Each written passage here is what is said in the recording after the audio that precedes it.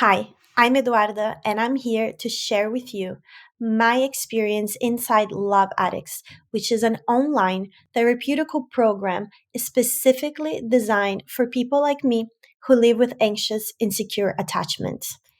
A little disclaimer: Love Addicts is not sponsoring these videos, and I'm only here to share my experience and not the contents of the program.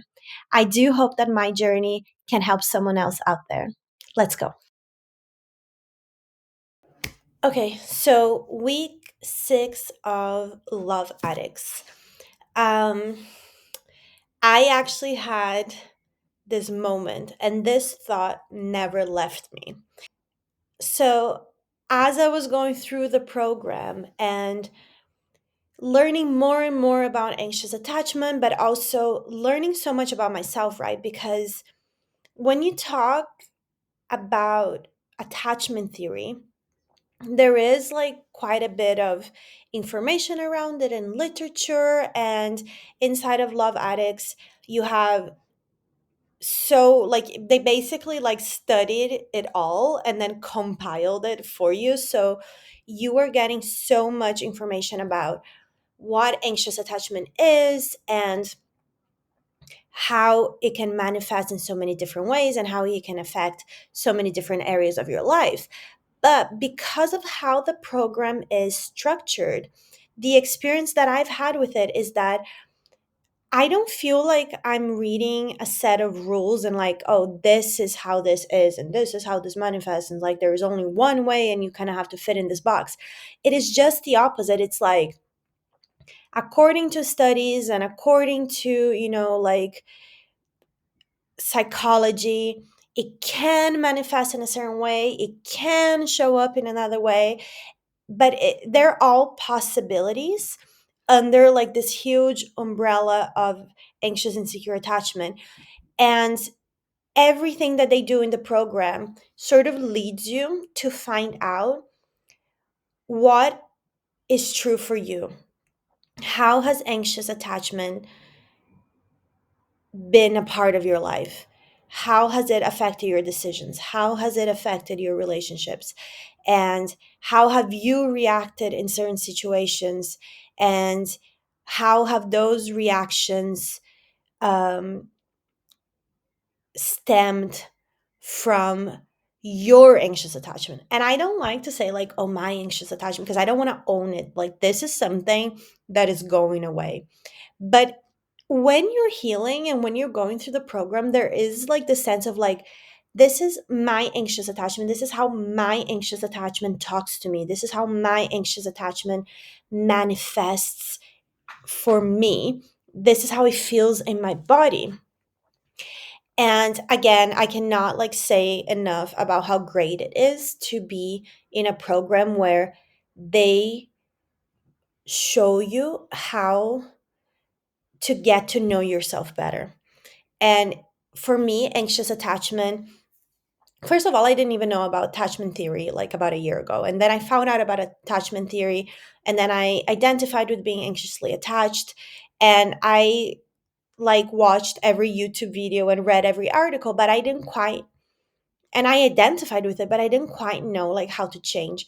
And because Love Addicts is taking me on this journey where I get to explore that from inside out, then when I finally click and when I'm finally ready to make a change, it feels so natural and it feels so soothing and healing. So that has been great.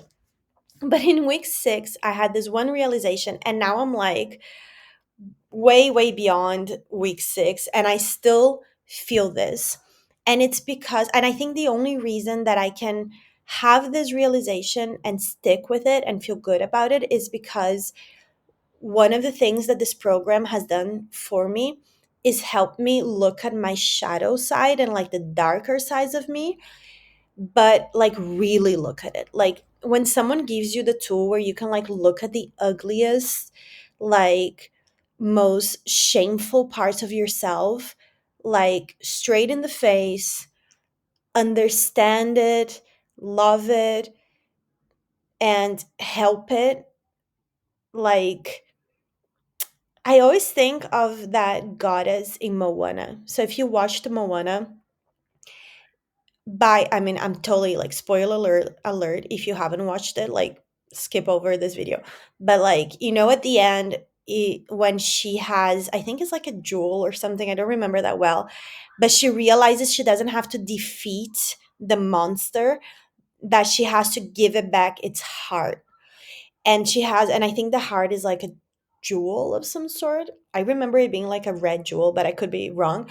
But she like extends her hand and puts it back into like the chest of the monster, who then turns out to be the shadow side of the goddess. So like the moment that her heart is returned, the goddess like becomes like beautiful, and she like becomes the mountains and like sleeps calmly.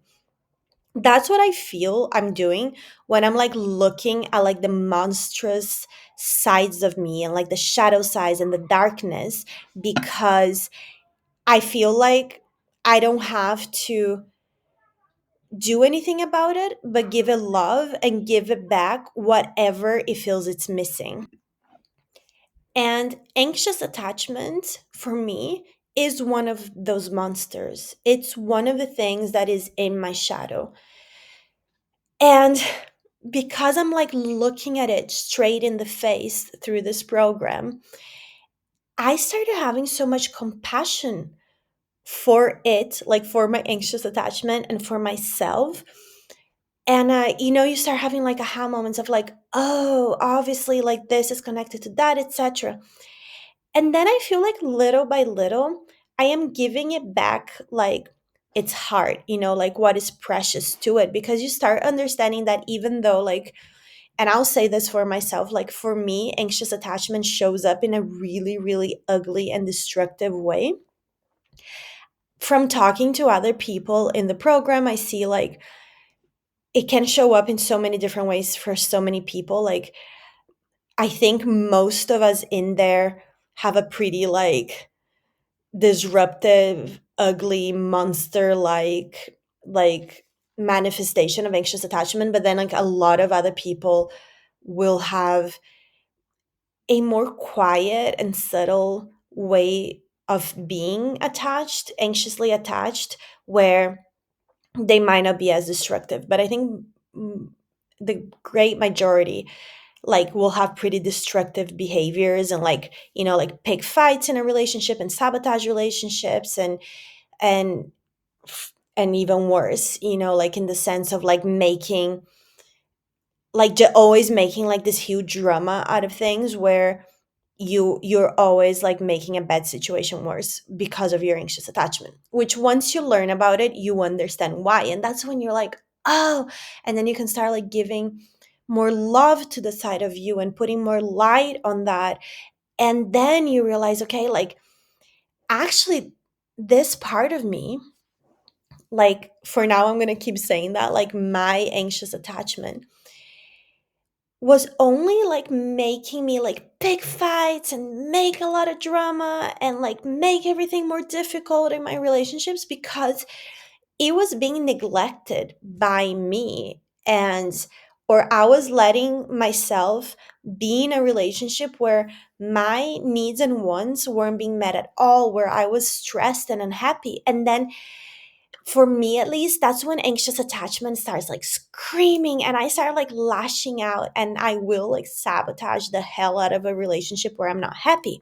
And when I realized this, I was like, oh, the reason why this monstrous anxious attachment is coming out of me is because I am in an unhappy, unhealthy situation, and I will not get out of it through my own will. I will stay and I will insist. Funnily enough, that is also a trait of anxious attachment for a lot of people. That is definitely how it manifests for me, where like I will not give up on things, like in general. Like I just cannot give up on things. And if I do give up, or if I'm forced to give up, like I feel so, so bad about it. And I keep thinking about it and ruminating. And it's just like giving up is not my thing, and that's to my own detriment, because sometimes we do need to let things go and give up. And then, especially when it comes to relationships, and especially romantic relationships, I will like not let go, even if it's killing me.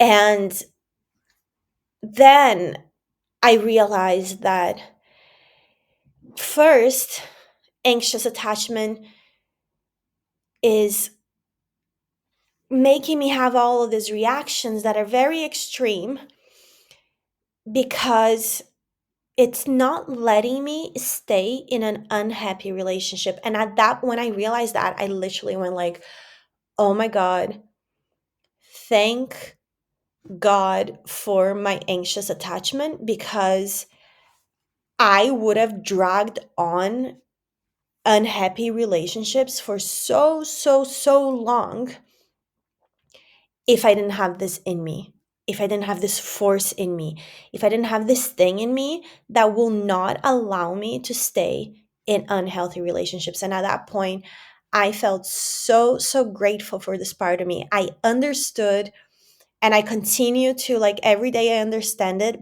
better, but I understood like where it comes from. I understood like every reaction that I had, every like bad reaction. I mean, like, when you do things that you regret and you're like, oh, I could have handled that a lot better. But then when I had this realization, it was that point where I was like, okay, like I really, really can see where I was coming from, and I wish I had done better. But at that point in my life, I didn't have the knowledge and the tools that I needed to do any better, and I did the best, the absolute best that I could. And I was actually doing, like, I was actually just defending myself from something that was happening that really, really, really felt horrible to me. And unfortunately, I didn't have any other ways of expressing it, but at least it came out. At least I expressed it. And it did ruin, like, having explosive and like extreme reactions and like picking fights and things has ruined a lot of my relationships. But I much rather those relationships be ruined than me still be in them and unhappy. But then you have the other side of anxious attachment, which is, well, however you could, you ended that relationship, so you either like actively end the relationship or you sabotage it and the other person ends it, but one way or another, you're out of it. And then you're no longer, like, you might be really unhappy that that relationship ended, but I always get a sense of relief, and that's very telling. Like, in my experience, I always get a sense of relief when something ends, because I feel like I can be myself again. So I was like, okay, so I enter relationships not being myself, and then I eventually, like, I wear a mask for so long, and I say that everything is okay for so long when they're not, that eventually, like, I explode, and then I want to talk for hours about problems, and then I will start fights, and I will eventually, like, make the relationship like go away one way or another.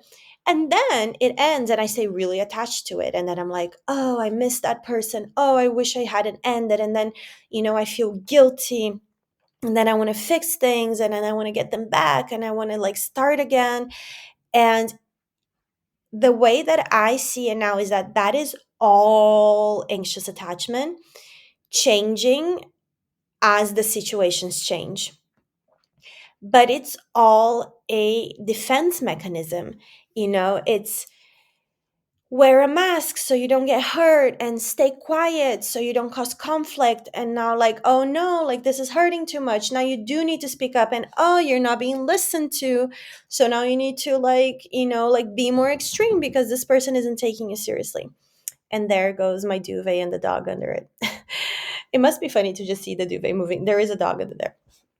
And um in a way, like, as disruptive as this has been in my life, I am so, so happy that it has also protected me, because I needed protection in a lot of those situations, and I needed to get out of a lot of those situations. Like when I look back, there isn't a single relationship that I would go back to, because like sometimes like the problems weren't even that bad, or like the people, like I would say like 99.9% of the people that I dated were like amazing people. So it's not about that, it's not about like, oh, those relationships were terrible and those people are terrible. No, like those situations are fine, but they weren't good for me, and I wasn't happy, and I wasn't myself, and I wasn't ready. Because sometimes like something can be really good, but you're just not ready, and then if you're not ready, you're just not, so it's like it's not for you at that moment. So I am so glad that throughout my life, and even though I was so unconscious about like the mechanisms of my psyche, that I had this thing inside of me that protected me, that got me out of those situations, that got me moving along, that got me evolving, got me growing. And at the very least, every time I go through a breakup and like all the pain of a breakup, I do always like grow so much and learn so much. And I think like this time is the time that like I am at the peak of it, because I found the right program at the right time, as where like in other times I might have like read self-development books and gone to therapy, but like nothing had quite like hit the spot. And as where like as where Love Addicts for anxious attachment is like so right, and is like the right timing. And I feel um very seen and very supported in the program, and it is allowing me to like really look at my darkness and my shadow in a way to, like in Moana, like give it back its heart, and like understand like, oh, if I don't take care of my needs, like I will lash out. If I am with someone who doesn't take care of my needs and isn't interested in taking care of my needs, and I don't mean like someone needs to cater to me, not at all, but in a relationship there's always an exchange where we look out to for each other. And as long like I understood that in relationships I wouldn't take care of my own needs and wants. First of all, I would let go of most of the things that were important to me, and I would just like get by in my life, because I would be giving most of my attention and my energy to the other person.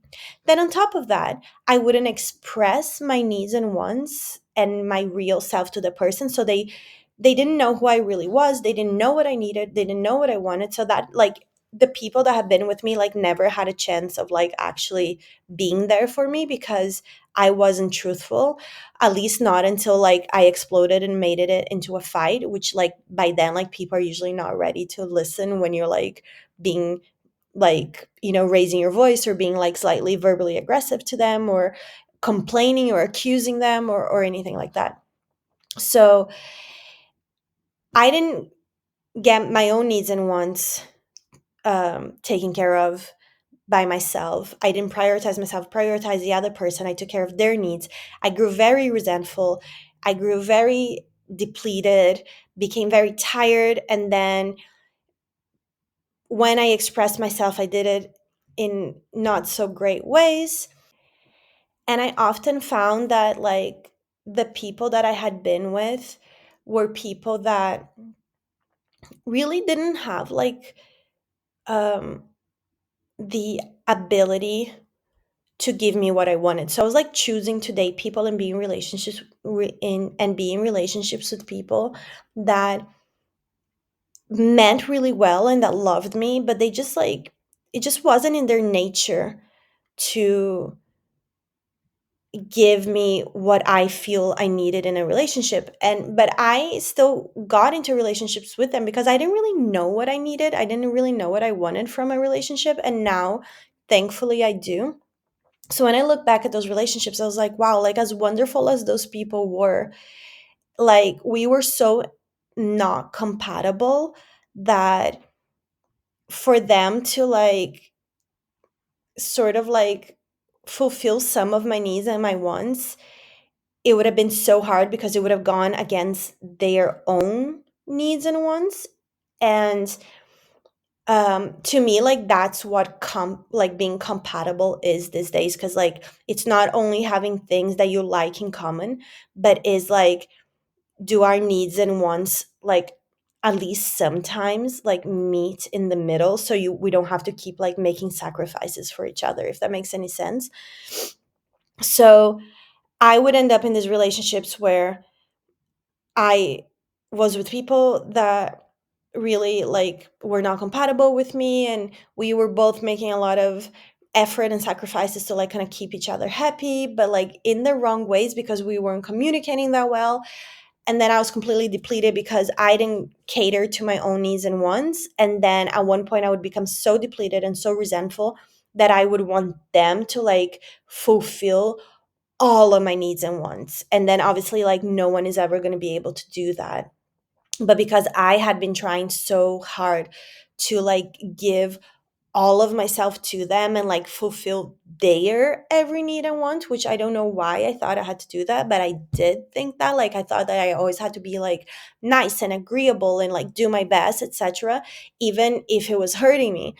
And so like if I'm giving it all to someone, then all of a sudden I want someone to give it all to me, but like that is so incredibly unhealthy. And when I look back, I'm like, wow, like I didn't realize all of that was happening, but I am so glad that I had this defense mechanism inside of me that made me get out of that. And um it's but then the moment where like I give it back its heart and I give it what it needs is like where I start understanding, okay, what are my needs and wants? And how do I provide that to myself, like right, how do I fulfill my own needs and wants like while I'm single, and then how do I fulfill my needs and wants once I'm in a relationship, and how do I prioritize myself even when I'm like excited about being with someone else, even when I'm like willing to be loving and giving to someone else, like how do I keep filling my own cup and prioritizing myself in a way that is loving to me so I don't feel depleted. So then I don't expect so much from the other person, but in a way in which I'm still participating in that relationship and I'm still giving, right? Something, but I'm giving within my own boundaries and I'm giving within my own limits and I'm giving within what feels good to me. So that's like putting the heart back into like my monster of anxious attachment and watching it like become a calm goddess is. And this is work that I'm still doing, and I'll probably like, I think this is work, this is like the relationship with myself, and I think it requires maintenance just like any relationship requires maintenance. But I actually came to this point where I was like, thank you anxious attachment, thank you for protecting me, thank you for like Love Addicts for allowing me to finally like see this and look it in the face, and for giving me the tools to give it love so I can now build a good relationship with myself.